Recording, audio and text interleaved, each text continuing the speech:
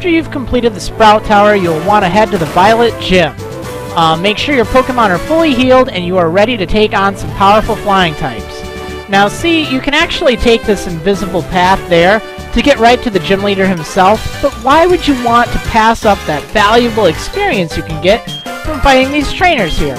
So I highly recommend that you fight them before you take on the gym leader, because that way you'll get a little bit of extra experience.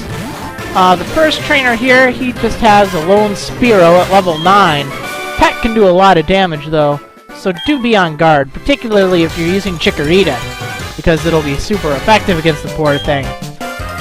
Let's see, this guy here, he has 2 Pokemon on his team. Nothing too exciting or fancy, mind you.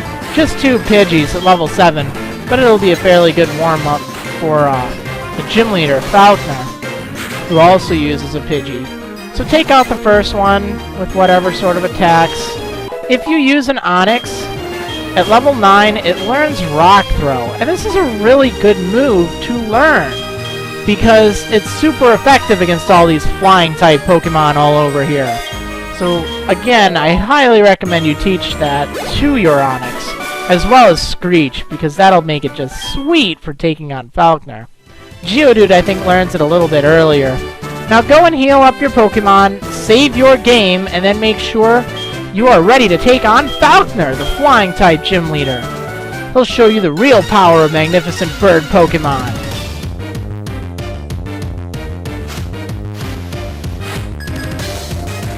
Yeah, opens up the fight pretty sweet. He starts off with a level 9 Pidgey. In the original Gold and Silver games, he used a level 7 Pidgey and a level 9 Pidgeotto. Thankfully, his team's gotten quite a bit better in HeartGold and SoulSilver, where he starts with a level 9 Pidgey and has a level 13 Pidgeotto to back it up.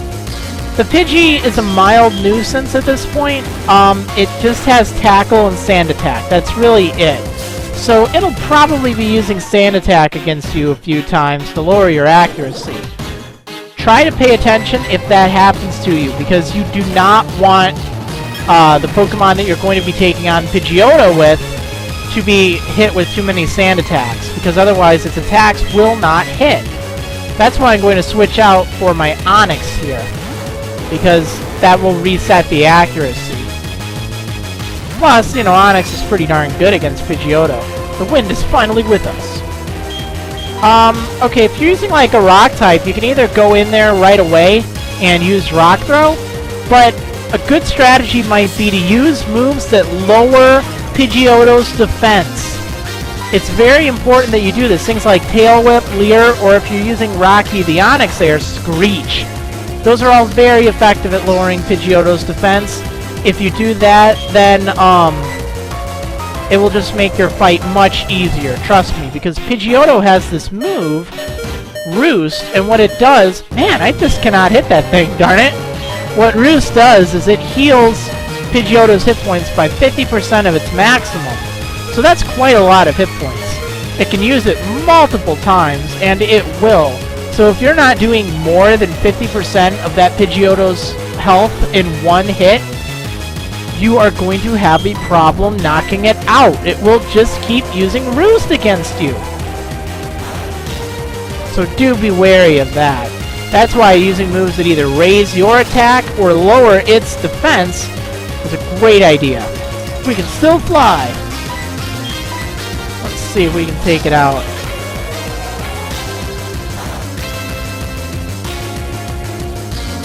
Yeah, you know what? I think I'm going to show you. I want to see it use Roost, just so you see how annoying it can be, alright? See, there we go. Now what it does, it actually gets rid of Pidgeotto's flying type for that turn. So that makes Rock Smash, for instance, super effective against it. Rock Smash is a great attack to use if you're having trouble against Pidgeotto, because it will lower Pidgeotto's defense, or at least it has a pretty high chance of doing that.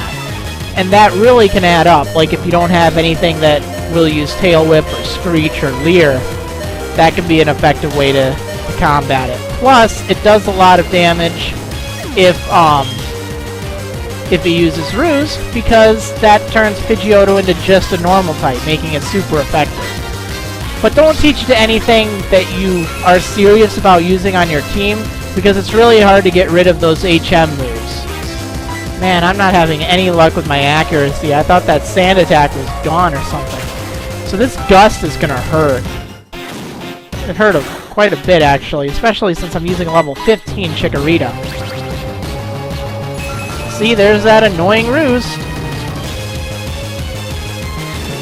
Depending on which Pokemon you're using, you know, you'll have an easy or a difficult time with Pidgeotto. If you're using a lot of different Pokemon, you'll probably have a harder time. You can catch a Mareep just south of Violet City, and if Pidgeotto hits it with Tackle, it'll paralyze it, which can really help slow it down. It can help make it so it won't use Roost as often. It's just helpful.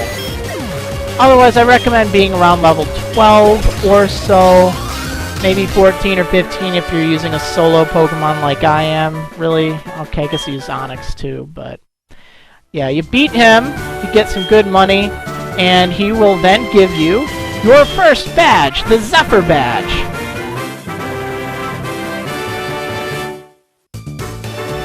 Now, that means Pokemon that have been traded, they will obey you without question up to level 20.